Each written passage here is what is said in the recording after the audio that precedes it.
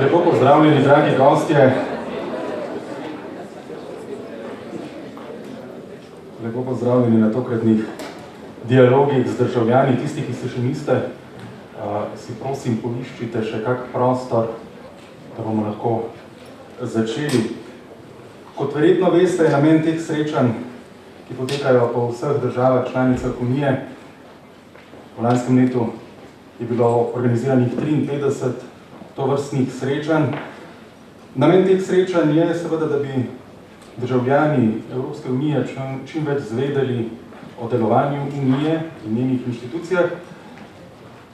Je pa tovrstno srečanje seveda tudi priložnost, da tiste, ki odločajo in sprejemajo stvari na vrhu, povprašamo in od njih terjamo odgovore na nekatera vprašanja, ki nas zanimajo. Tako kot vsa dosedanja srečanja je tudi nocojšnje oziroma današnje srečanje moč spremljati na spletu.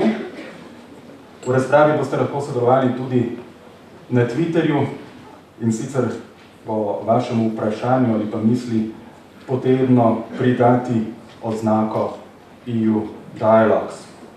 Današnji pogovor bo potekal v slovenščini, komisar Vela bo odgovarjal v angleščini, zato so seveda na voljo tudi slušalke, da ne bo kaj pomembnega umanjkalo med pogovorom. V rokah držite tudi glasovalne naprave, če se ne motim, ki ste jih dobili spodaj pri vhodu. Te bodo danes sila pomembne, se vam bomo med razpravo zastavili nekaj vprašanj, na katere boste podali svoje odgovore. In sedaj je že čas za prvo vprašanje za vas. To vprašanje je izpisano tudi tukaj na tem zaslonu. Torej, ali mislite, da se vaš glas v Evropski uniji sliši? Za odgovor lahko pritisnete na tipko A, B ali C in začenjamo z glasovanjem.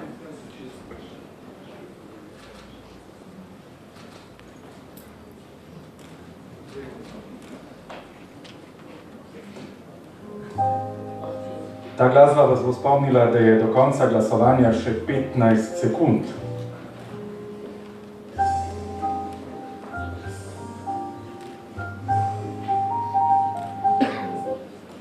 In kakšni so odgovori? 49% vas meni, da se vaš glas ne sliši. Upam, da bo nocojšnji, oziroma zakaj vedno govorim nocojšnji, to so zato, ker so zavese skoraj zagrnjene na tej strani moji. Upam, da se bo v današnjem pogovoru to spremenilo.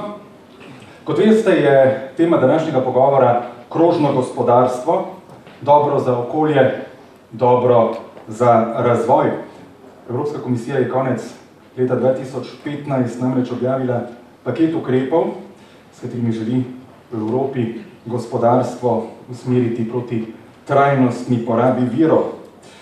Krožnemu gospodarstvu torej, katerega bistvo je zmanjševanje količine odpadkov, varstvo okolja in preoblikovanje delovanja gospodarstva. Da bomo bolje razumeli izzive krožnega gospodarstva, nam bodo pomagali današnji gostje. Z nami so in vabim jih, da se nam pridružijo v dvorani. Evropski komisar za okolje, pomorske zadeve in ribištvo Karmenu Vela, Evropska komisarka za promet Violeta Bulc, Erika Oblak iz društva Ekologi brez meja in Aleš Dolenc, direktor podjetja M-Sola.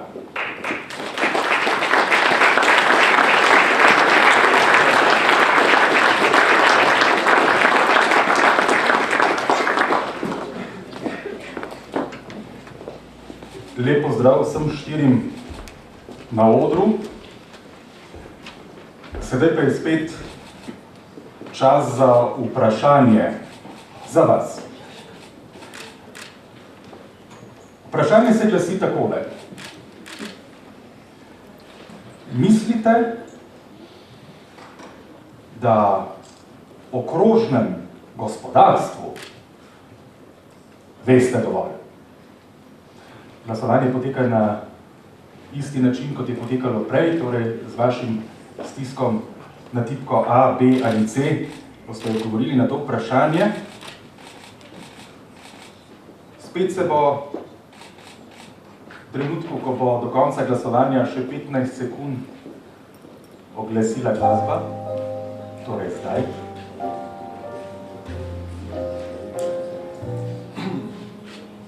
In čez 5 sekund bomo izvedeli odgovor.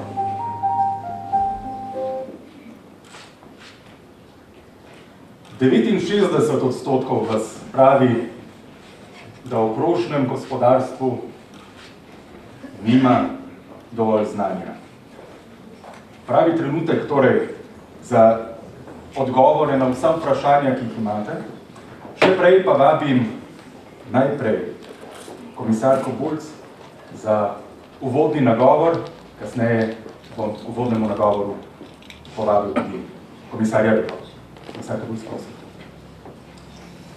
Hvala lepa in kot vedno izjemno zadovoljstvo mi je, da sem lahko tukaj doma in da lahko se pogovarjam z vami v tej obliki, ki jo komisija čedalje bolj uporablja. To je pogovor z državljani, zato seveda bo predvsem s kolegom Velo danes poskušala slišati, kaj vi razmišljate oziroma zakaj so odgovori takšni, kot so.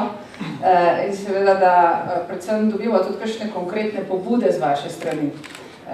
Moram reči, da je v tem letu in pol, odkar sem v Bruslu, prišlo že veliko dobrih pobud iz terena, ki jih poskušamo potem tudi upoštevati pri pripravi naših novih načrtov, predvsem pa pri tudi izvajanju in odpravljanju ovir za izvajanje tistega, za kar se dogovorimo. Tako da resnično vas vabim, da ste zelo aktivni, da poveste svoje razmišljanja in znamo sprejeti kritiko in pohvalo, tako da brez problema lahko gremo v obe smeri. Dovolite mi pa, da glede na to, da sem komisarka za promet in da je seveda razogljičenje ena zelo pomembnih tem, s katerim se ukvarjamo tudi v prometu in postaja čedalje bolj pomembna tema, da morda nekaj besed vendar spregovorim tudi iz mojega portfelja. In na tem portfelju lahko rečem, da sta dva glavna področja. Eno je mednarodna dejavnost, to se pravi izven Evropske unije, in druga je dejavnost znotraj Evropske unije. Če na hitro nagovorim v dveh besedah samo mednarodno dejavnost, globalno dejavnost, za nas je bilo izjemno pomembno srečanje v Parizu kot 21, ki je dal pomembne smernice, v okviru katerih se zdaj vsi gibamo. Seveda na moje majhno razočaranje, na kljub prizadevanjem Evropske unije, je letalstvo in pomorstvo izpadlo iz teh dogovorov, zato nas v letošnjem letu čaka izjemno zahtevno leto, ko se pogovarjamo in dogovarjamo in pogajamo predvsem o globalnih usmeritvah na teh dveh področjih, ki pa seveda prispevata vidne negativne vplive na okolje. Prva dobra novica prihaja iz Montreala še v februarju, ko smo uspeli dogovoriti prvič v zgodovini na globalnem nivoju CO2 meje. To je izjemno pomemben dogovor, da smo dokazali, da se lahko na globalnem nivoju nekaj dogovorimo. Seveda pa zdaj do jeseni imamo še čas, da se tudi dogovorimo, kako bomo do tega prišli. No, to je pa zdaj še malo večji zalogaj in moj zadnji obisk par dni nazaj v Montrealu sicer prinašal spodbujajoče novice, ker je evropski predlog za definiranje načina izračunavanja teh omejitev je sprejet evropski predlog, to je tržno usmerjen način. Zdaj se pa moramo dogovoriti za pot. Enako tudi za pomorstvo, trenutno potekajo dogovori za načine izračunavanja v okviru mednarodne pomorske organizacije. No, na področju Evropske unije pa je za mene izjemno pomembno sporočilo, da je promet prepoznal v iniciativah za dekarbonizacijo oziroma za razogljičenje, predvsem tudi poslovno priložnost in vodi neposredno tudi v zniževanje energetske odvisnosti od globalnih virov in pa seveda za povečanje naše učinkovitosti. Na tem področju imamo zelo veliko novih iniciativ in vas vse vabim, da se s temi seznante in da aktivno pristopite k ustvarjanju vsebine, projektov in seveda da tudi usmerjate dinamiko, s katero se bomo tega področja lotili. Hvala lepa. Hvala. Komisar Vela, beseda je vaša. Sekumadi, thank you very much. I would like to again show my pleasure of being here. I think this is my first opportunity to address such a distinguished audience alongside with my colleague and friend and a true friend, Violetta. The idea that we launched the Citizens Dialogue, the first Citizens Dialogue was launched in January of last year. It's something which all college is doing, including vice presidents and the presidents. And the idea is that we have to listen, as Violetta said, we have to listen more to the citizens. At the end of the day, the citizens are the core of the values of the European Union. We have to cast our policies around what the citizens really need, because our policies at the end of the day will affect mostly the same citizens. So yes, you are the major stakeholders in the European Union project, and we are here to listen. We are here to listen to anything. So without any inhibitions, we are here to listen about your needs, about your views, about your complaints, about your comments. So feel free and tell us what you really think of the European Union project. This is, for us, at least even for me, it's a learning process. It's a learning process because, okay, I come here, I will try to explain what the circular economy is all about, because today's subject from my perspective is the circular economy. But it's a learning process for me as well to see what you think about all this.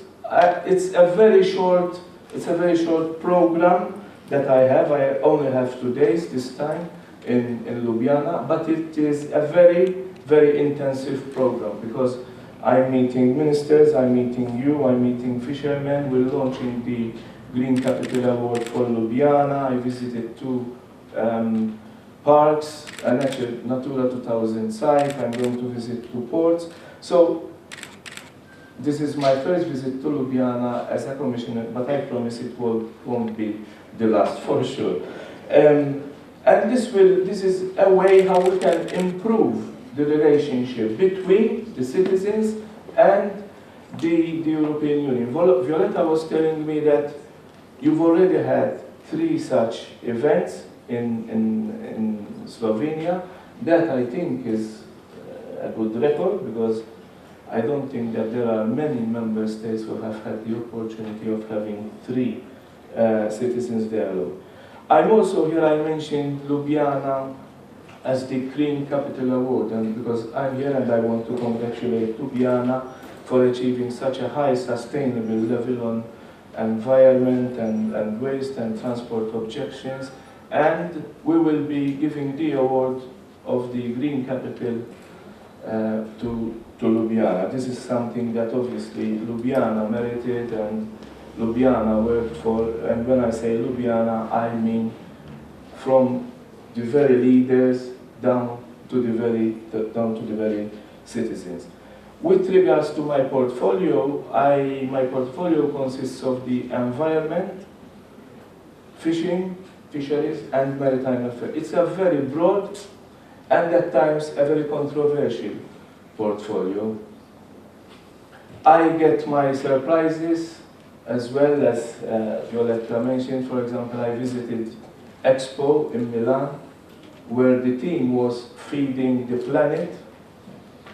All the countries had their pavilion there, but when I told them I would like to visit 1, 2, 3 pavilions which are showing the ocean's contribution towards feeding the planet, because at the end of the day, fishing is, like agriculture, one of the main they told me, we don't think we have one pavilion which is showing the fishing country. So that's, again, COP21, when we know that the oceans are the prime climate moderators.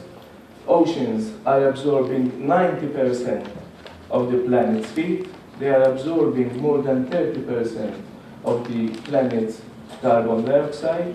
They are giving between 60 and 80% of the planet's oxygen. Everyone thinks that we get most of our oxygen from the forest, whereas we get most of it from the oceans. And yet, if it weren't for us pushing to have parallel conferences at COP21 about the oceans and their part in climate and climate change, they would have been totally absent. However, oceans feature, and they feature very much in the Sustainable Development Goals, the United Nations Sustainable Development Goals, which were agreed by all the countries last year. There is one specific Sustainable Development Goal which regards the oceans. As there is also another Sustainable Development Goals which refers basically to what we're doing on circular economy, to have a more sustainable production and a more sustainable consumption. But we will talk about this later. Več o tem bomo zagotovo potem še v nadaljevanju povedali. Prehod na krožno gospodarstvo je seveda nekaj, česar se bodo ekologi posebej razveselili. Kaj ne da? So se že razveselili, ja. Ja, vsekakor, no. Moram reči, da smo bili zelo veseli že prvega svežnja, ki je bil objavljen junija 2014. Na našo veliko žalost, seveda bi ta svežen potem umaknjen, da bo objavljen ambicioznejši decembra lani, kar je seveda Evropska komisija dobesedno tudi držala do neke mere. Komisarja sta rekla, da imate rada pohvale in da rada tudi slišite kritike, tako da v nadaljevanju sledi oboje.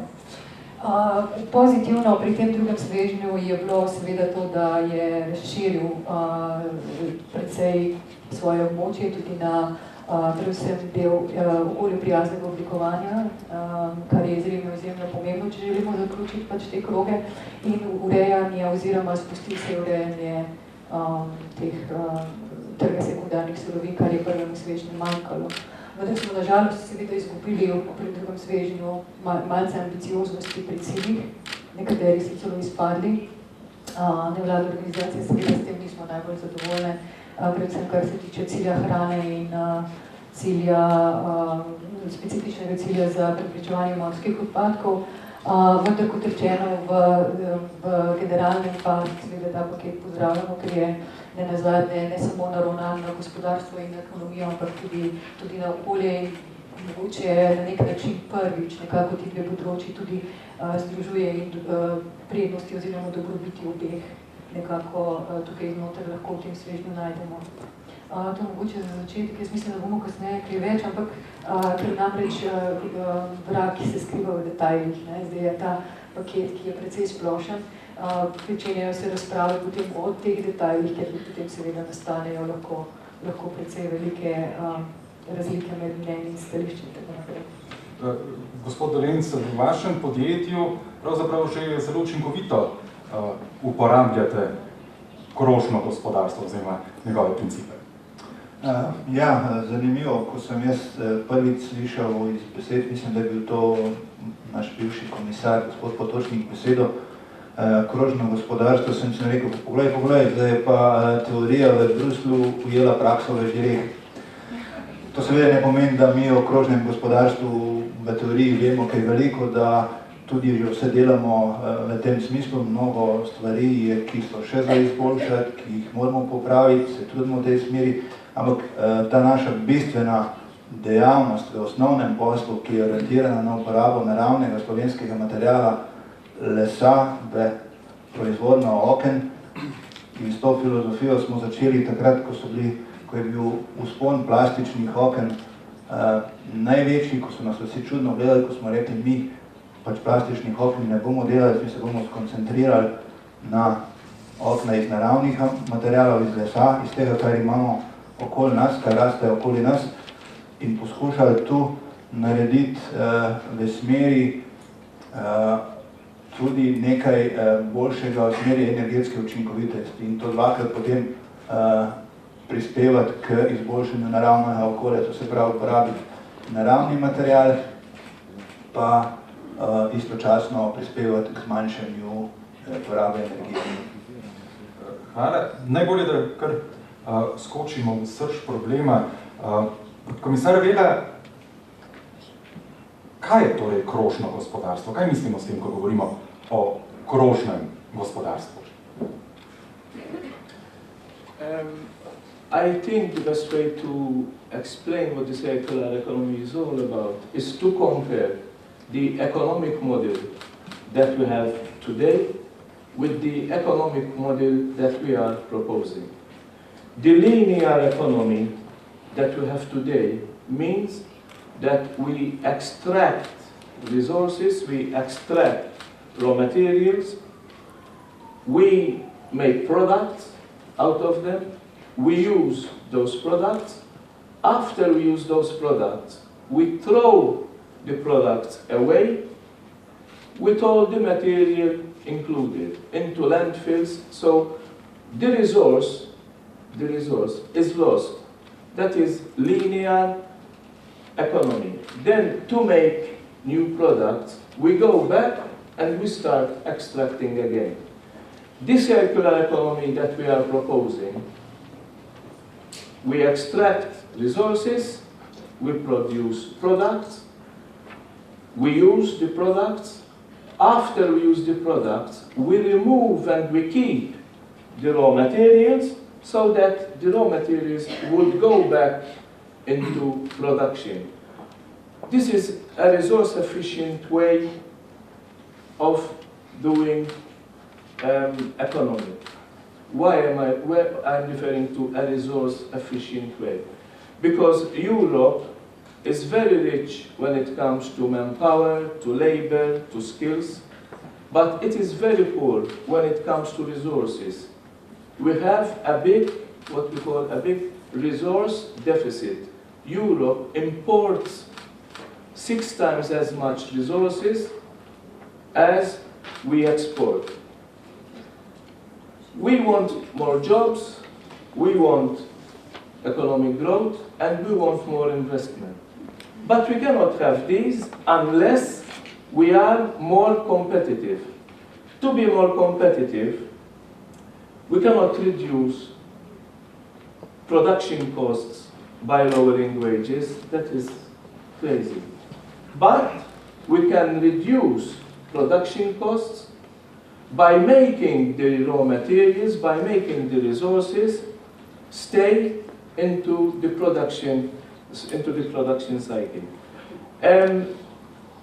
What we had before, and we are building on what we had before, Commissioner Potočnik, whom you know very well and who's a very good friend of mine, one of the first things that we discussed together, even before my hearing, we went out together for lunch and he was telling me what his program was and so on.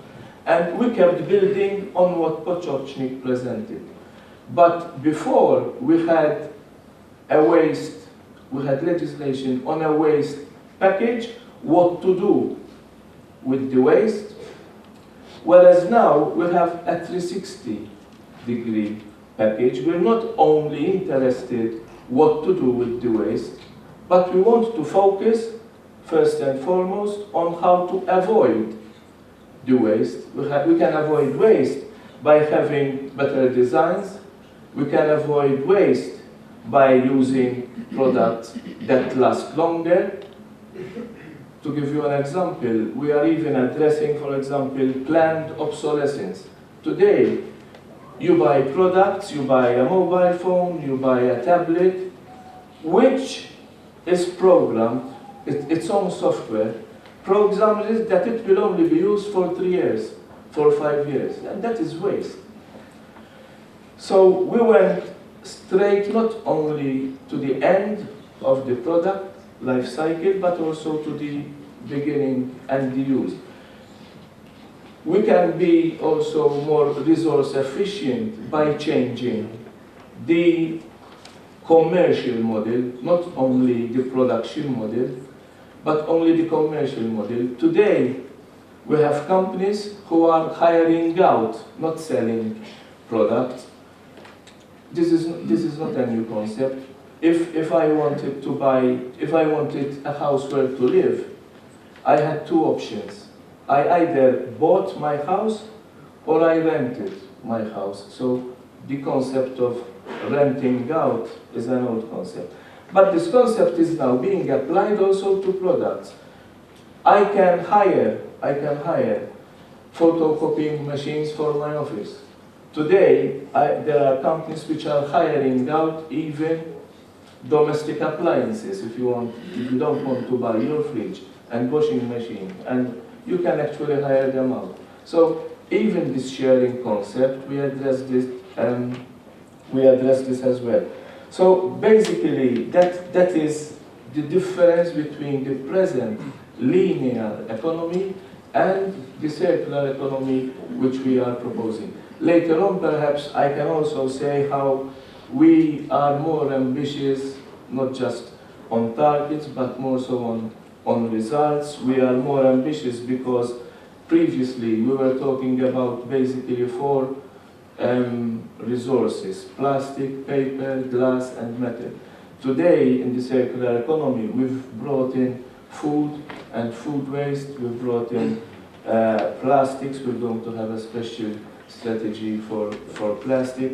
We brought in water, because water is a resource which we need to keep in the loop. We've brought in construction and demolition, because in the construction industry there are a lot of recyclable.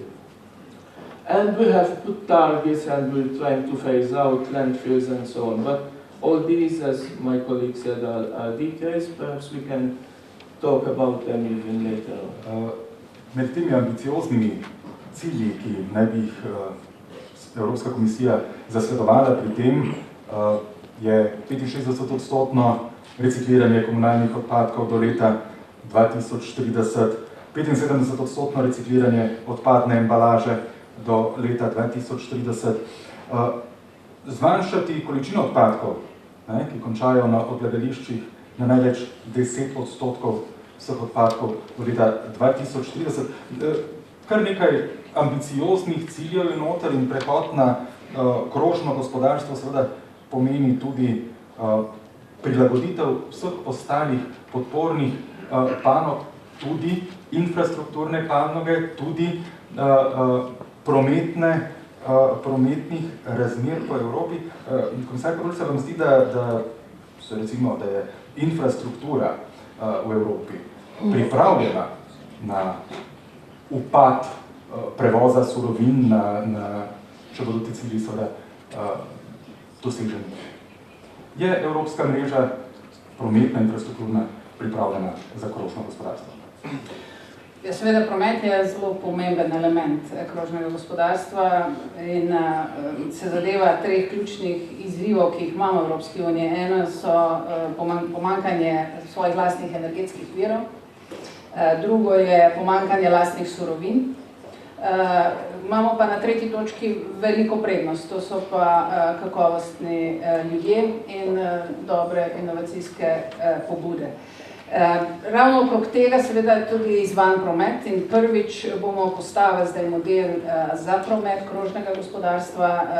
Če pogledam samo na hitro ta klasičen model Resolve, v prometu trenutno nagovarjamo vse razni zadnjih 2 faz, to se pravi regeneracijo, souporabo, optimizacijo, sklenitev kroga, medtem ko imamo še pomanjkljivost pri virtualizaciji in pa evolucijskem pristopu.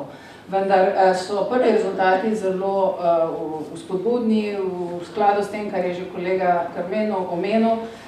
Je seveda naš en glavnih pritiskov je trenutno na zagotavljanju ustreznega procenta obnovljivih virov.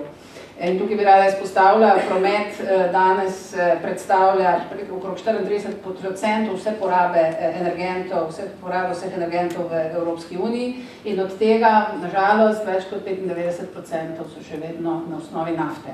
In to je za nas seveda zelo velik izziv in se ga zelo resno lotevamo, zato vse ta prizadevanja v smeri alternativnih virov, po možnosti obnovljivih virov. Vemo pa, da vsaj v začetnih razvojnih fazah naslednjih 15 letih ne moramo računati samo na obnovljive vire. In ravno en glavnih izzivov je seveda, ki so tudi izzivi krožnega gospodarstva, da lahko napolno zaživijo, so, da je treba ustrezne horizontalne usklajene strategije in strukture vzpostaviti. Recimo za promet je največji izziv so usklajene strategije z elektrogospodarstvom. Če želimo poriniti naprej elektrifikacijo prometa, ki se sicer odvija, vendar splošno, moramo imeti seveda stabilne energetske sisteme, ki so sposobni prevzeti take velike šoke, kot jih lahko promet zagotovi. Oziroma jih bi zagotovil s pospešenim uvajanjem elektrifikacije. Pa vendarle na vseh teh dveh temeljnih elementih, se pravi na virih in na energentih, se v letošnjem letu pripravlja kar nekaj pomembnih premikov, tako v pripravi novih regulativnih okvirov. Veste verjetno, da do konca leta morajo države članice pripraviti svoje načrte za obnovljive vire, so zavezane k temu, v kateri mora biti seveda tudi jasno opredeljen načrt za bioenergente in iz tega pričakujemo, da bomo te seveda plane dobili do jeseni in da bomo lahko na osnovi tega potem odločno korake delali naprej. Hkrati se vse več dogaja tudi na nivoju reciklaže. Zelo znana je že globalna iniciativa na področju pomorstva, ki je za razrez ladij, vendar v tem trenutku je še potrebna dodatna spodbuda zaradi premajhnega števila držav, ki so to iniciativo podpisale. Pa vendarle, glede na dobre in pozitivne odzive na COP21 in pa na ta dodatna pogajanja, ki se zdaj dogaja na nivoju globalnih organizacij, kot je ICAO in IMO, seveda sem jaz tudi bolj optimistična. Je pa res, da smo se tega prvič zelo resno lotili in včeraj smo sedeli z podpredsednikom Šefčovičem, s podpredsednikom Katajnenem in to vam tudi pove, v katero smer bo šla ta dekarbonizacija. Se pravi, na eni strani energetska učinkovitost in zagotavljanje večje neodvisnosti Evropske unije in razvoj lastnih energentov in na drugi strani pospešene investicije.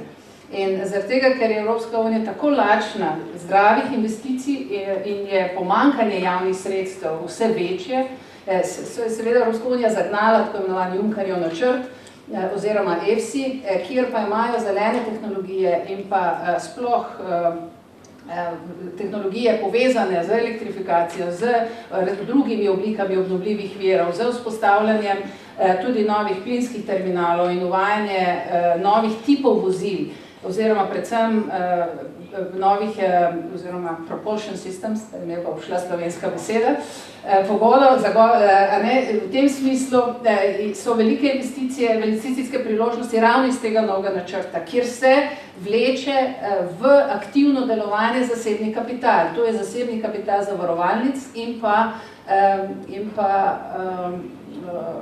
penzijskih fondov. In to je zelo pomembno, ker ta kapital leži in se ne oplaja trenutno.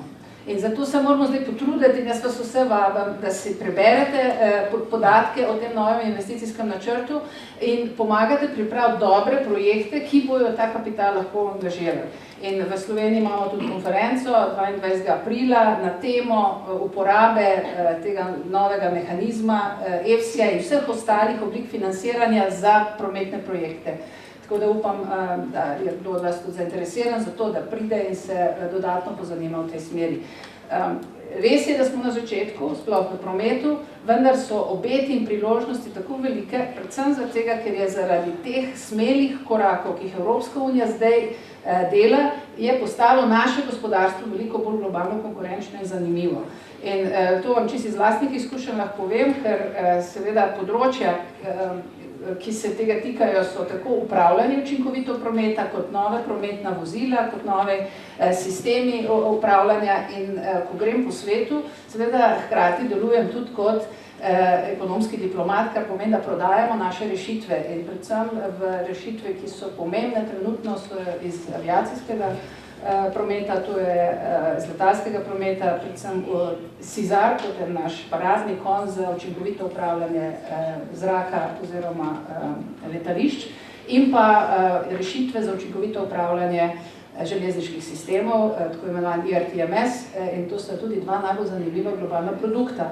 In to direktno prispeva tudi k prvič razogličenju in hkrati je to en manjši element tudi v cel koncept krožne ekonomije, ker seveda zelo pazljivo gledamo, da v bodoče usmerjamo vse rešitve tudi v smeri krožne ekonomije. Lahko ste pričakovali, sami ste omenili železniški promet, lahko ste pričakovali kot komisarka za promet vprašanje povezano z investicijo, ki v Sloveniji dviga kar nekaj prahu in razprave. Kaj torej? Drugi tir, proga Koper-Trst. Hvala še za eno priložnost, da lahko mogoče razjasnem to mistično vprašanje, ker ne mine srečanja in novinarskega vprašanja brez podvprašanja glede drugega tira.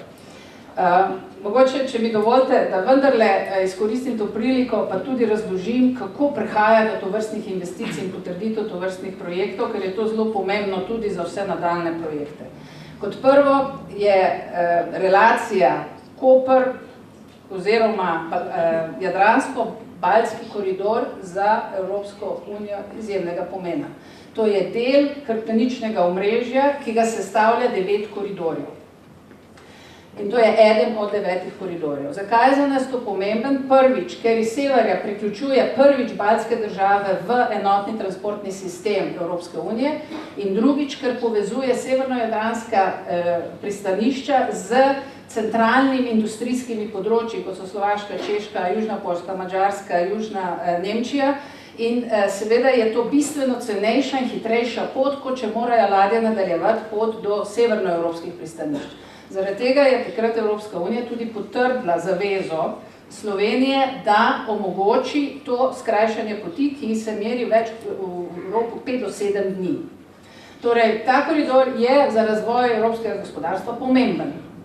Drugi razlog, zakaj je ta koridor bil potrjen, je zaradi jasne usmeritve Evropske unije v smislu razogličenja prometa, ki prispeva trenutno 24% vseh CO2 odtisov, in od tega je 70% prihaja iz cest, da se železnice okrepijo, posodobijo, ker moram reči, da so izjemno slabo razvite v primerjavi z drugimi cestnimi oblikami. In zaradi tega zdaj gre največje investicijske naložbe v tem investicijskem ciklu železnicam, da jih sposobimo, da bo lahko prišlo do premika tovornega prometa iz cest na železnice. To je drugi razlog, zakaj je ta pot seveda zelo zanimiva. Tretji, ki ga bo pa verjetno moj kolega Karmeno veliko bolj razložil, je pa ta, da se seveda Evropska unija pripravlja tudi na to, da se bo določene oblike, tudi palice, oblikovale za največje onesnaževalce.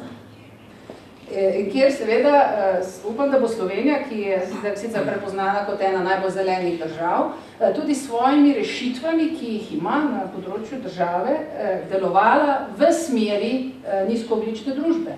Sicer bomo plačevali kot najbolj zelena država kazni, če se pa seveda je škoda denarja, ker ga lahko investiramo kam drugam. Tako da to je zgodba drugega tira. In ker je Slovenija 2014. Podpisala zavezo, da bo drugi tir zgradila, seveda jaz srčno upam, da bo to zavezo izpolnila. In zato na nivoju Evropske unije to podpiramo, ker je to zaveza 9 koridorjev. In zato je bil tudi namenjen finančni mehanizmi in seveda je od držav članic, ali bodo te finančne mehanizme izkoristile ali jih ne bodo. Tukaj se pa Evropska unija ne meša več. In kar mi potrebujemo, je dober projekt. Kar se tiče Koper-Trst, sem bila že v Trstu zelo jasna, čeprav nažalost povsem drugače potem interpretirana zaradi slabega branja članka nekaterih. To je pa regionalni projekt in v to se Evropska unija ne meša. To je stvar dogovora med Slovenijo in Italijo. Če se Slovenija in Italija odločite, da želite imeti regionalno povezavo na poti Koper-Trst, jo lahko imate. Zato lahko tudi porabite kohezijska sredstva. Vendar to z mano nima nič. To boste govorili z mojo kolegico Korino Kreto, ki je odgovorna za regionalni razvoj.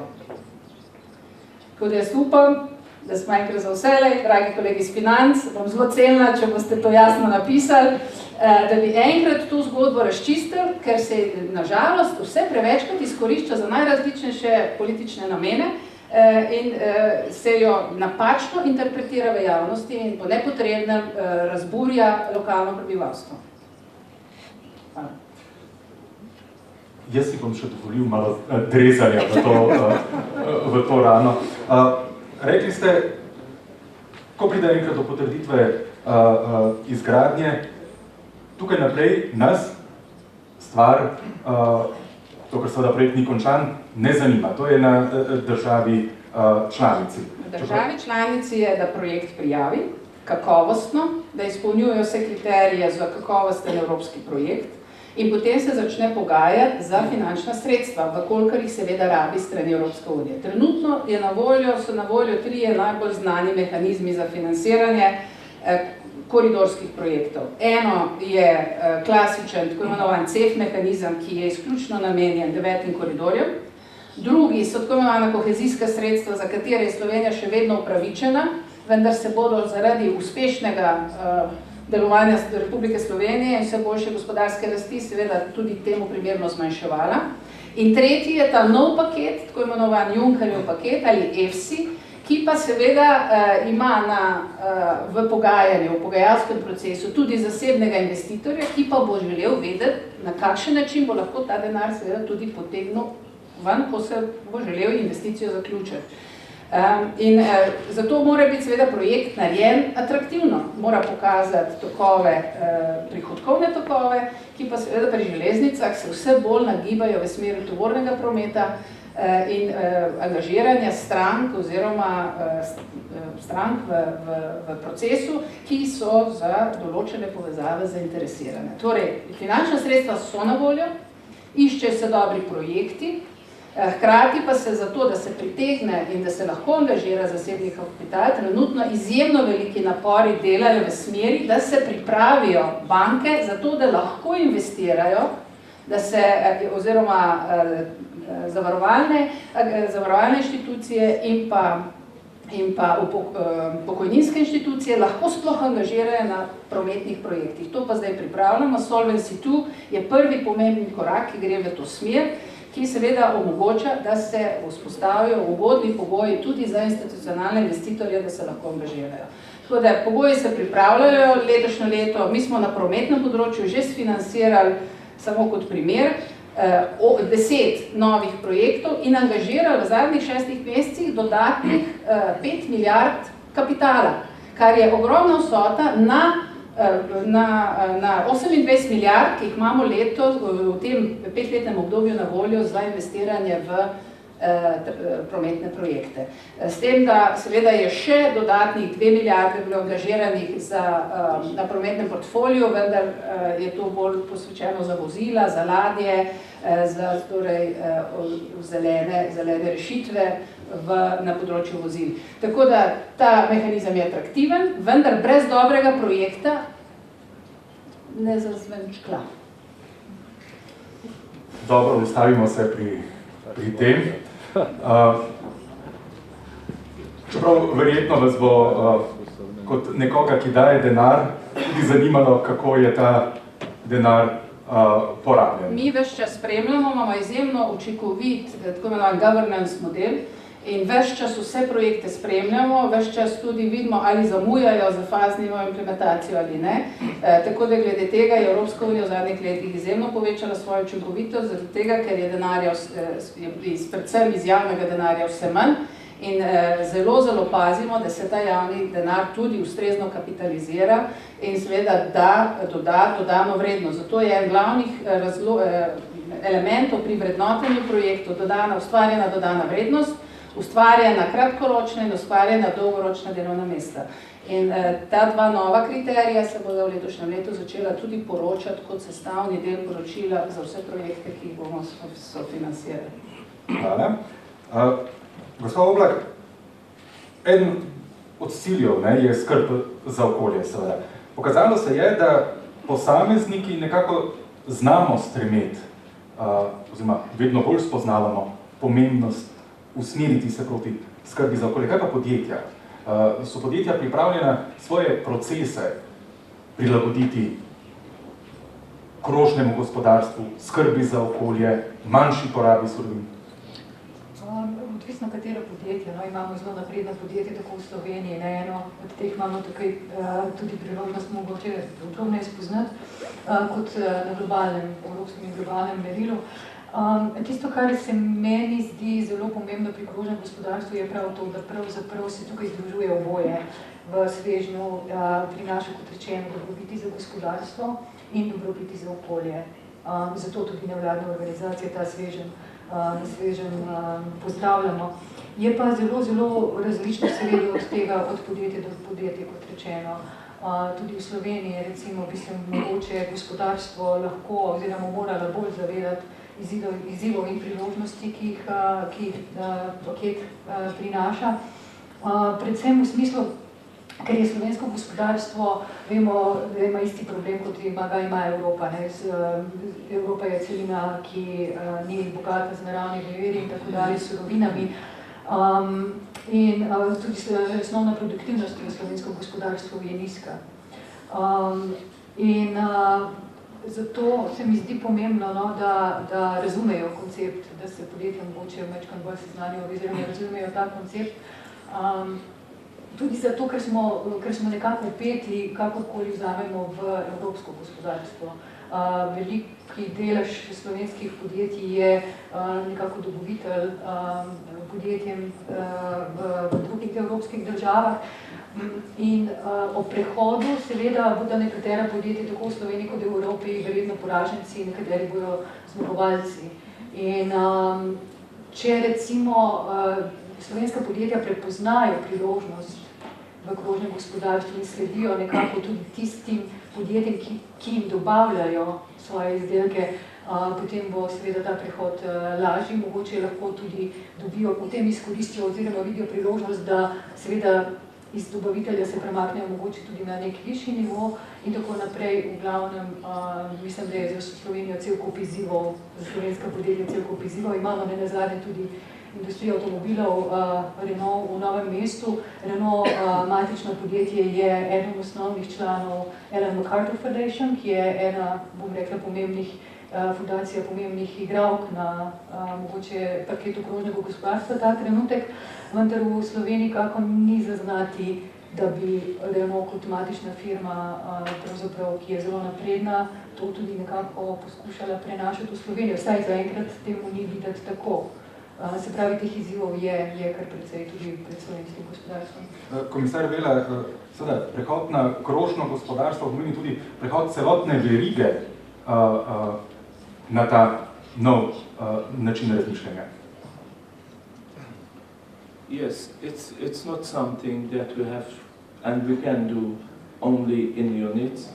We have to have a broad perspective, and I think what we have to highlight as well is that the circular economy concept, which is a more resource efficient model, is not something which is happening only in the European Union, because if it were happening only in the European Union, it wouldn't make a lot of sense. Why? Because you cannot have multinational companies operating under a circular economy model in Europe, in a linear model in China, in a triangular model in the US. So even if a member state wants to attract foreign direct investment, if a member state wants to attract foreign companies, the sooner that member state is ready for the circular economy, the better. Because in the very near future, most of the companies will only want to operate in a circular economy model. Let us not forget that the circular economy was first conceived some 50 years ago in the US, not as an environmental model, but as an economic model. And even though maybe they call it cradle to cradle Not everyone calls it the same. We in Europe, we are calling it circular economy. In China, they have it. In China, they introduced it in their 12th five-year plan, which has now expired, and they are continue with it in the 13th five-year plan. When we talk about companies, I think my colleague was correct in saying not all the companies are the same. We cannot expect that all the sectors, all the different sectors move at the same speed. Some will go fast, others will go slower. The important thing is that they are all going in the same direction. If there are 10 sectors, it's not a problem if the 10 sectors are traveling at 10 different speeds. It would be a problem if the 10 sectors are traveling in 10 different directions. To give you another example how some of the companies are already in the circular economy and how some of them are even more environmental than we think. I myself was involved as a director and chairman of some of the companies. And every company had its own corporate social responsibility. And at first, I tried to argue, but why do we put aside funds for social reasons, which is good. I'm not saying corporate social responsibility is not good, it's very good. But then I tried to introduce the idea of having a corporate environmental responsibility as well, where companies would put aside some of the funds to sponsor some environmental responsibility. And this was immediately accepted by some of the companies. Okay, some of the companies said yes, but we don't remove the social, so they became corporate, social, and environmental responsible. Some of the sectors which are moving very fast is the paper industry and the plastic industry as well. These two. Why? Because this is where we have at the moment most of the separation and the management of. So they are moving fast. But in the future, when we mentioned infrastructure. Yes, some of us are getting ready, but there is still a long way to go. But this is where the opportunity lies. Torej smo šele na začetku, ne? We are, yes, we are at the beginning, but we're moving fast. And the countries which are still not recycling as much as we want them to, in a way, they are the countries, they are the member states with the biggest opportunities. And the funds are there to help them. As you said, we have environmental challenges which are giving us economic opportunities. Ti pogovori so seveda imenovani dialogi z državljani, zato bom sedaj komisarja postavil drugačno vlogo in dal besedo vam. Seveda vse, ker nas je toliko, prosim, da ste v vprašanjih ali pa mislih kratki, jedrnati in da na koncu vašega stavka stoji vprašaj. To je včasih na tovrstnih srečanjih pomembno poudariti. Spoštovana komisarja, vaju pa prosim, da so tudi vajini odgovori kratki in jedrnati.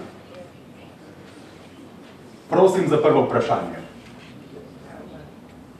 Lahko kar takole... Bi prosil za mikrofon, da... Tomaž Ogrin, vprašanje za gospoda komisarja za okolje. Kakšen je vaš odnos do sežigalnic v krožnem gospodarstvu?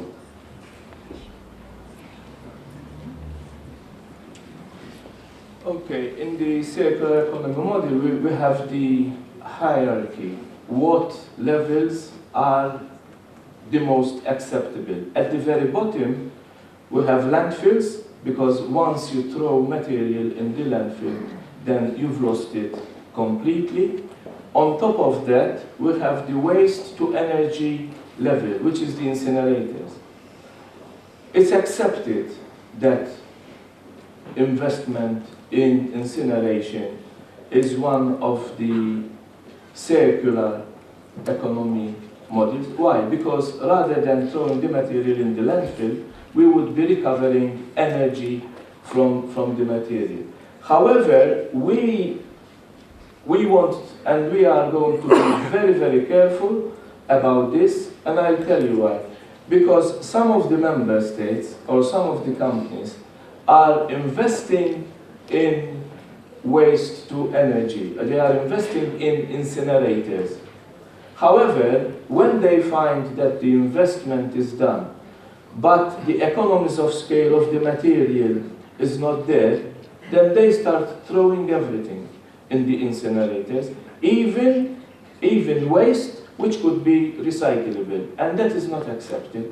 So if you're going to ask me what is my position on incinerators, as long as the incinerators are burning non-recyclable material, it is fine and we will support it.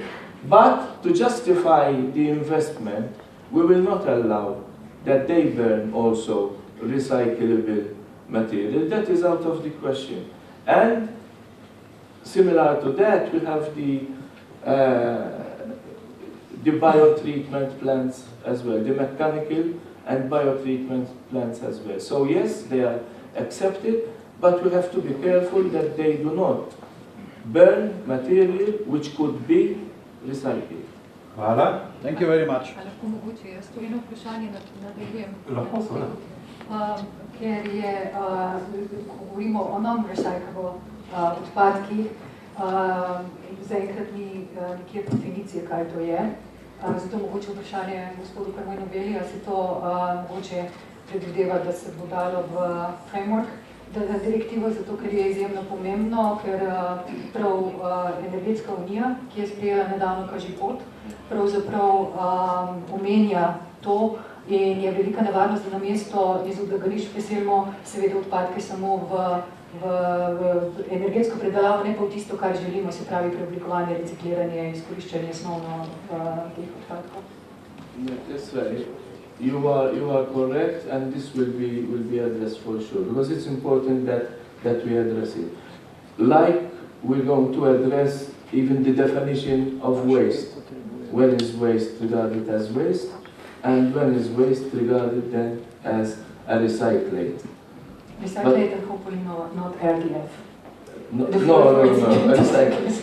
And by the way, recyclates, this package envisages that we will create and we will help to create a market for recyclates. How? Because today, even though we are separating and we are recycling, some of the material, even after being recycled, is not finding its way back to the production. There might be various reasons. One reason, for example, is the quality of the recyclate. Obviously, if you have a product which is contaminated by hazardous substances or by hazardous chemicals, once you recycle it, you're going to recycle again.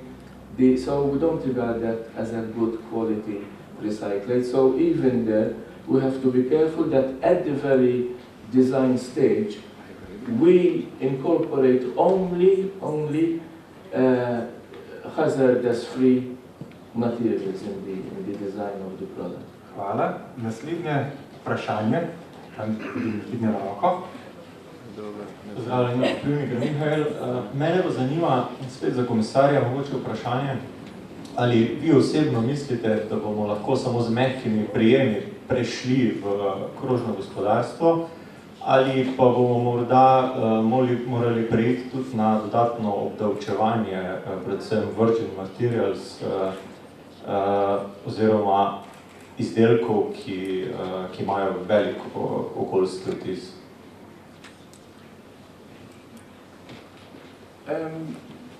I think there is no soft or hard approach to circular economy. Either we accept it and we do it, or we don't. And luckily for Europe, I think the circular economy package has gathered a lot of support from everywhere, from the citizens, from Parliament, from Council, from NGOs. So there is, I might say, a European universal support for the circular economy.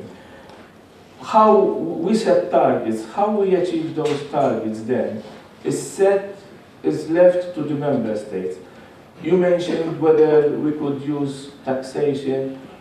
Even in waste management, there are some member states who have successfully managed, for example, to put taxation on landfilling, to discourage landfilling. So we don't discourage it, but it is not up to us, it is up to each and every member state to see how they want to achieve the targets that we've set. But it is possible. Dodatne obdavčitve so seveda vprašanje za podjetje. Ne?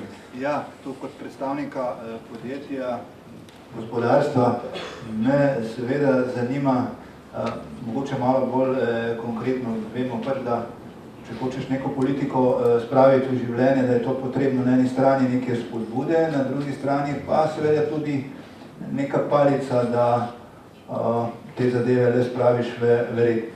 Zdaj, kot predstavniki gospodarstva se seveda veselimo kakšnih subvencij, projektov in podobnih zadev v tej smeri. Po drugi strani nas je pa strah nekih predpisov, smernic, ki, bom rekel, ki pridejo iz Bruslja in v kombinaciji z slovensko birokracijo, ki hoče vedno biti bolj papežka od papeža, ima lahko prav velike negativne posledice za gospodarstvo. Lahko ste mogoče tu kaj bolj konkretni. Vem sicer, da ni vse v rokah komisije, ampak vendar.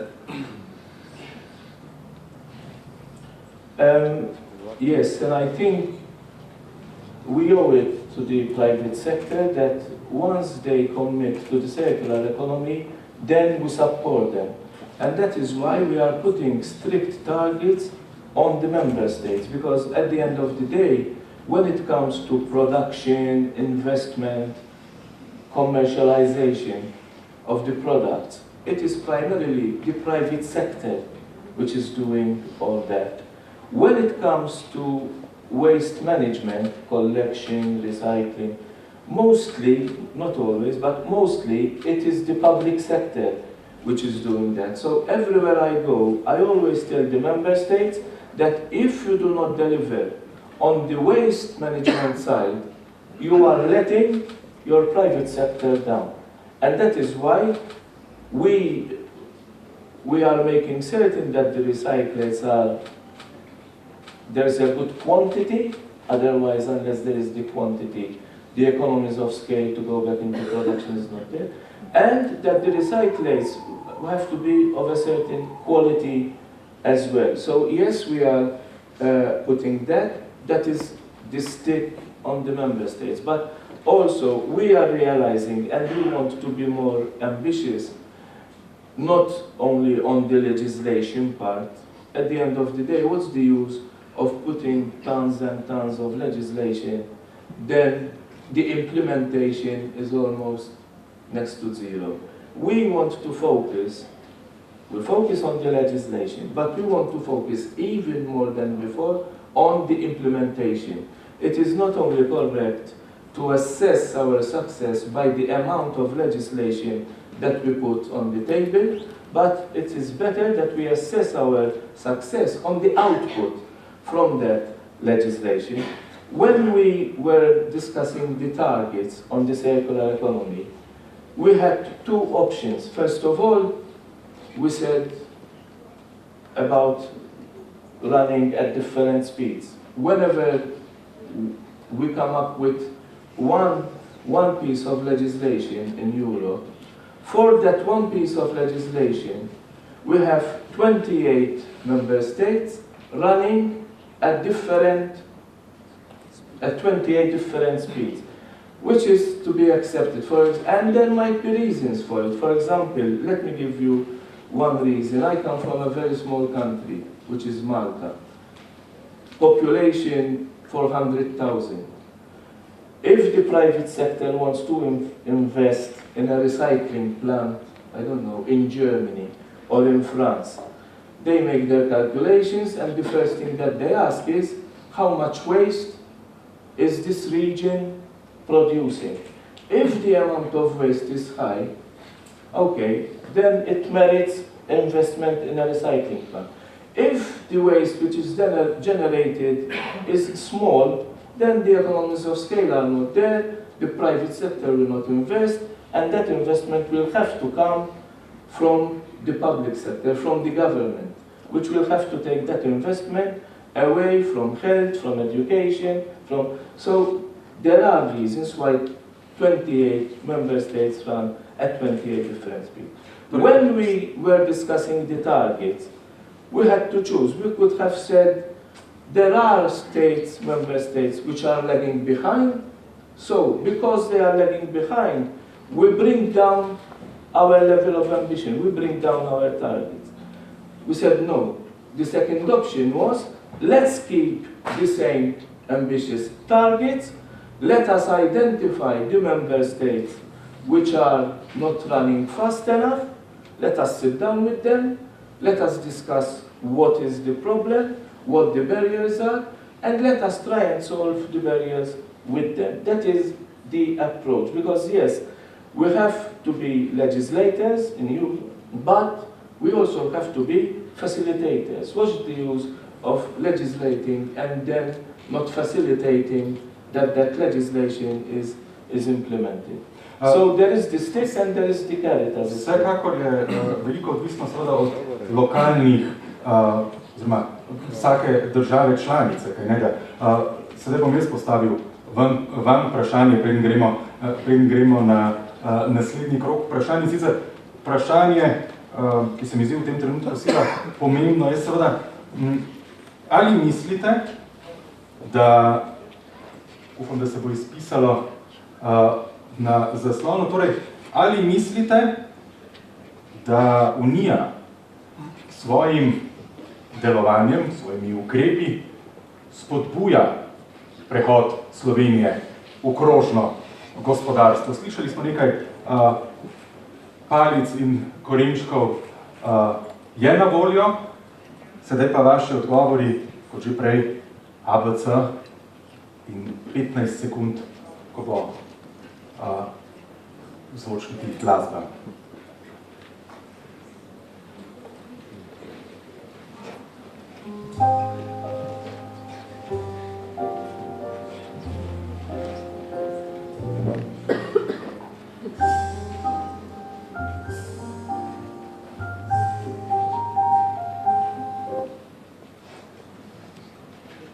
Da, je vaše mnenje. Tukaj od spredaj je bilo... Mikrofon, ki je blizu.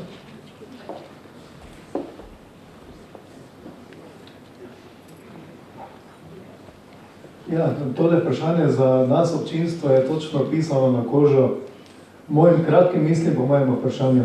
Zdaj, gospod iz prakse, iz podjetja, mi je povedal eno zelo zanimivo zadevo, da se predstavim Peter Rižnar iz podjetja Ark Vitalis iz Maribora, to je s kolegom Vitom, smo z istega podjetja, ko ste rekli, da ko je Evropska komisija začela govoriti o krožnem gospodarstvu, da ste si mislili, zdaj so pa v Bruslju ugotovili, da je treba to početi, kar vi že počnete. Vse naša situacija je več ali manj zelo podobna. Tudi mi imamo recimo razvito eno revolucionarno tehnologijo gradnje hiš, vitalnih mobilnih hiš, pa še neke druge zadeve zdraven, kar je lahko osnova, oziroma smo prepričani, bo osnova tudi krožnega gospodarstva.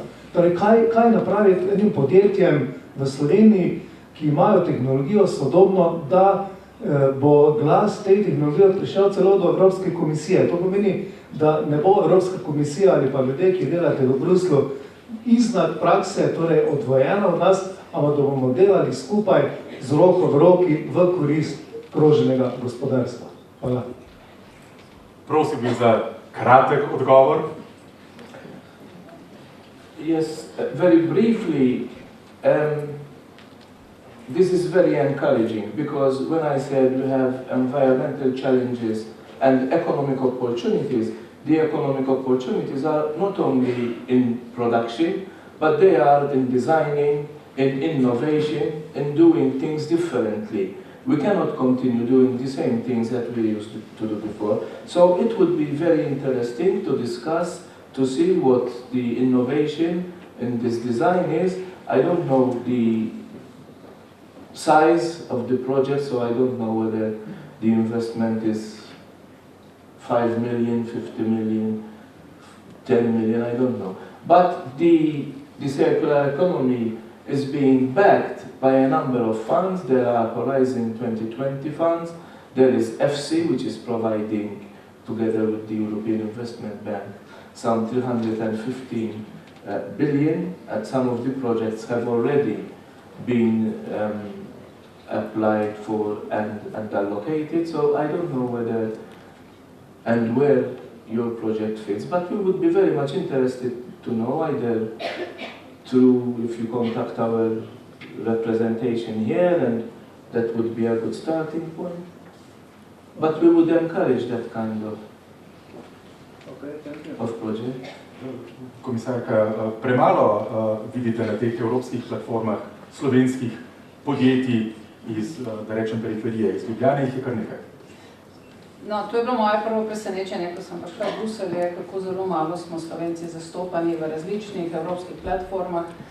In mogoče je to bolj moje vprašanje vam, koliko vi sploh poznate obstoječe platforme, ki se lahko uporabljajo za to, da se dobri projekti, dobre iniciative povežejo z enako mislečimi v Evropski uniji in potem pridejo tudi do nas. Recimo samo za en primer, na področju mobilnosti je zelo uspešen projekt Civitas projekt, ki povezuje in je že povezal med sabo več kot 2000 evropskih mest. In skozi to platformo se izmenjujejo dobre prakse in vse več mest se učinkovito zdaj povezuje med sabo in seveda generirajo tudi ekonomijo volumna in obsega, zato da lahko se bolje pozicionirajo tudi odnosi do proizvajalcev in industrije.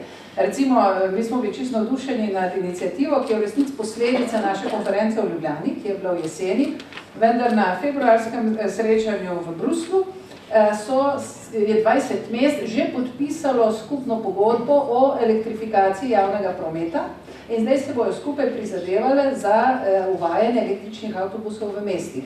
In računajo, da se bo v roku leta ali dve pridružilo še vsaj 20 dodatnih mest. To so zelo spodbudne zgodbe in platforme obstajajo na vseh portfeljih. Vsi komisarji imamo svoje platforme, skozi katere se industrija povezuje, do teh platform pride ali z iniciacijo ideje strani deležnikov, nevladnih organizacij, industrije, posameznikov, ali pa, oziroma strokovnjakov in strokovnih organizacij, ali pa mi prepoznamo razvoj, emergence nečesa novega in potem damo spodbudo, da se formira neka nova platforma, skozi katero dobimo potem neposredni stik in informacije, dobre primere, na podlagi katerih lahko potem tudi reagiramo, predvsem na področju standardov in na področju različnih regulativnih okvirov. Moje osebno, še mogoče spodbuda vam, pa da bomo mi za vas dobro slišali, je, glede na to, da sem bila podjetnica v svojih starih časih, je, da čim učinkovitejše rastete in da čim večje trge zavzemate in da čim bolj spodbujate druge, da verjamejo vašo idejo. Da to že počnemo, to potrebujem neki support tudi. Ja, absolutno. Mora biti, z obeh strani morajo biti ali v obliki subvencij ali pa vsaj neke podpore. Hvala. Če lahko tam še vprašanje, vidim tam od zadaj. Yeah, lep pozdrav. I prepared my question in English for Commissioner Vela. I wanted to ask, there are two very important processes underway currently under the lead of the European Commission. One is the Better Regulation Agenda, and the other the planned regulatory cooperation in TTIP agreement. Both plan to tackle the so-called burdensome regulation and barriers to trade and etc. But at the same time, these so-called administrative burdens are important safeguards for environmental protection. And in my view, it's being evident that the environment is being sacrificed for more trade and economic growth. So my question to you is how will you, as the Commissioner responsible for environment, stop this deregulation? Thank you. What I can, I think, guarantee is that there is no way that we will go down on our standards in return for any trade benefit. that has been spelled out more than once, and even in TTIP and in any trade agreement, we are making certain that whatever the case, we will, as the European Union, never go down to lower our standards. When it comes to, this is actually not my remit, the environment part is, but the trade part is not my remit. But when it comes to what is being discussed to facilitate more trade, just to give you one example, if, for example, there is a container coming from the US to Europe, today the one who is sending the container must contract someone to certify the contents, to certify what's inside the container and whatnot. Then when it arrives in Europe, the one who is receiving the container will have to do the same thing. So just an example, to facilitate that trade, it's the same container which is coming, but there's less administration because both sides can agree on one certification company. But as long as far as the environment is and standards, as long as these agreements are being discussed, we are making certain that we don't go lower on our standards for sure. Tukaj spredaj bi bila še želja za eno vprašanje. Se bom navezala na našo komisarko, ki nas ves čas spodbuja k temu, da se razumemo kot državljani Evrope.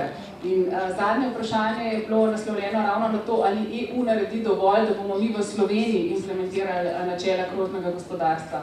Pred kratkim smo imeli v državnem zboru razpravo, na kateri je bil tudi naš nekdanji komisar Janez Potočnik, ki je poudaril pomen krožnega gospodarstva kot novega ekonomskega modela, ki povečuje ali pa prispeva k večji konkurenčnosti in nam pomaga, da preidemo v rast, zato ker odpira nova delovna mesta, zato ker, kot smo že prej slišali pri gospodu Veli, kaj vse prinaša.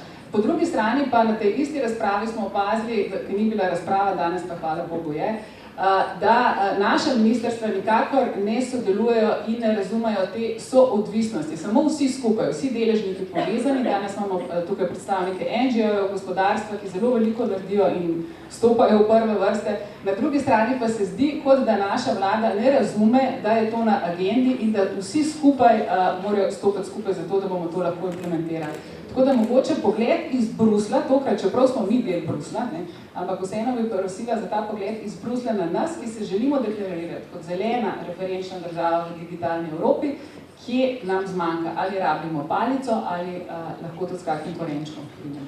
Hvala. Ja, zelo na kratko mogoče. Prvo je, da vedno se na tovrstnih pobudah začnejo fragmentirane rešitve. Se pravi, se tisti najbolj napredni deležniki prvi zorganizirajo in naredijo prve korake. Vse podobno je bilo tudi na nivoju Evropske unije, vendar zdaj smo recimo samo na tem področju krožnega gospodarstva je vsaj 6 komisarjev in 3 podpredsedniki aktivno sodelujemo skupaj. Kar pomeni, da bo zelo močno sporočilo že prišlo iz Evropske unije in bo spodbujalo države članice, da naredijo podobno. Ker je to horizontalni izziv. Kot si že sama omenila, vsi deležniki, ki sodelujejo v nekem vrednostnem ciklu, morajo seveda sodelovati pri tem. Mi smo pa izjemno motivirani, ravno zaradi tega, ker Evropa nima lastnih virov in je to odlično izhodišče, da pridemo do lastnih virov in hkrati zaradi tega, ker ravno krožno gospodarstvo tudi veliko bolj učinkovito deluje na področju energije in tudi tukaj zaradi pomanjkanja lastnih energetskih virov lahko preidemo povsem nove rešitve, ki jih pa krožno gospodarstvo omogoča. Torej, fragmentiran pristop je normalen na začetku, vendar zdaj spodbujamo se, da delujemo skupaj zelo konstruktivno, da se začenjajo sistemski pristopi, ki pa vse te iniciative povežejo in da na koncu tudi slovenska vlada, ali ne to, kaj vi ugotavljate, da jaz nimam tako dobrega pogleda na to, ampak da tudi slovenska vlada lahko odreagira na ta način. Vendar tle bo je potrebna aktivna vloga vseh deležnikov, ni samo eden. Vlada je samo eden izmed deležnikov v celotnem konceptu in modelu. I think, if I may add, perhaps I wouldn't agree that the Slovenian government, because even in Brussels, the Slovenian government was one of the governments that supported the circular economy, as did the Slovenian MEPs and so on. So, and to be honest, Slovenia has made a lot of progress even when it comes to recycling. In terms of recycling, Slovenia came up to some 55% up to 2015, which is quite impressive. Are we there? No. Still, there are things to be done, but at least progress is being achieved. And the NGOs, you mentioned them, the NGOs and industries, I think I agree with you that they both understood the merits of the circular economy. After all, it is all about competitiveness and competitive advantage on the industry side, and it's about resource efficiency, taking care of our natural capital on the environmental side, not to mention the contribution that the circular economy is giving to the climate change, to lower the emissions, so on and so forth. Vprašanje tukaj spredaj. Jernej Stritih. Jaz sem približno 5 let nazaj delal za slovensko vlado na področju podnebnih sprememb in takrat smo oblikovali osnutek strategije za prehod v nizkoogljično družbo. Kar je bilo zanimivo, kar je nadaljevanje te debate, je, da smo takrat z 2 različnima analizama pokazali, da bi ta prehod prinesel za 0,5% več BDP-ja letno, kot pa business as usual scenarij. Skratka, da bi v bistvu iz tega prišle gospodarske koristi. Žal takrat ministri v takratni vladi temu niso upali verjeti, zato ker je bil politično popularen takrat Šoštanj in investicija vanj, tako kot je danes drugi tir, na isti način. Ampak zanimivo je to, da se ta strategija, ki ni bila sprejeta, se dejansko uresničuje veliko hitreje, kot smo lahko pričakovali. In emisije v Sloveniji bistveno hitreje padajo od optimističnih scenarijev takrat. Skratka, da se, splača se. In moje vprašanje je v bistvu, kako prepričati vse deležnike, da je dejansko gospodarska priložnost naslednjih desetletij je v povečanju učinkovitosti v krožnem gospodarstvu in teh zadevah, ne pa v ponavljanju nekih vzorcev iz pred 100 let v smislu linearnega gospodarstva. Hvala.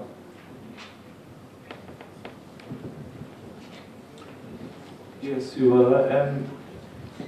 I think we have to keep in mind that with the circular economy, we are not looking at the next 5 years, 10 years. This will have to take us forward in the next centuries. So when we said we are still in the beginning, literally, we are still in the beginning. You mentioned and you spoke about circular economy's contribution to climate change, because circular economy links to the environment, it links to health, it links to competitiveness, it also links to the oceans. You mentioned marine litter, for example, the fact that we will be recycling more plastic, that means less plastic going into the oceans. With regards to the climate change, there are good considerations because circular economy is considered to lower the emissions by some 2 to 4% by the year 2030. The energy consumption of recyclates is much lower. Just to give you an example, to process virgin aluminium takes 10 times as much energy as to process recycled aluminium. So even in that sense, there is, obviously, we mentioned the contribution of waste to energy on non-recyclable material, and there is also the lower emissions from methane emissions from landfills. If we phase out landfills, we will also be phasing out the methane emissions from those landfills. I think any industry which is not based on resource efficiency and on a lower carbon emission has got a very short expiry date on it. Why? Because today citizens are more aware about the environment. They are more aware not only because of the environment, but more so because the environment links directly to their health. So if I'm selling a product and Violetta is selling the same product. But Violetta's product is more environmental friendly within the circular economy.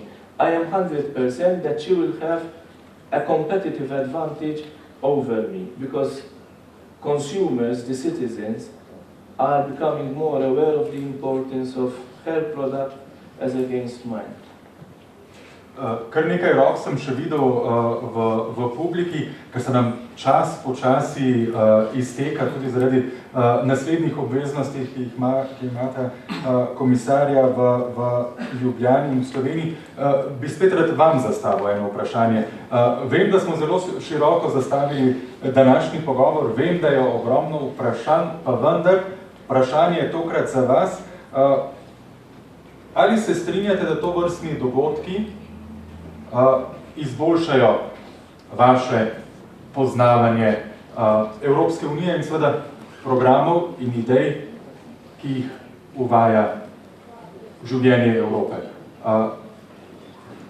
Na enak način kot prej bo potekalo to glasovanje, torej menite, da po današnjem dialogu veste več o Evropski uniji in seveda o krožnem gospodarstvu.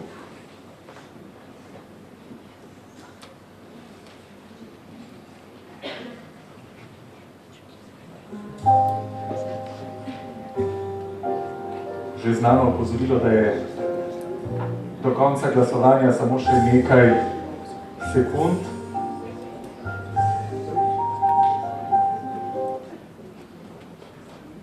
In odgovori?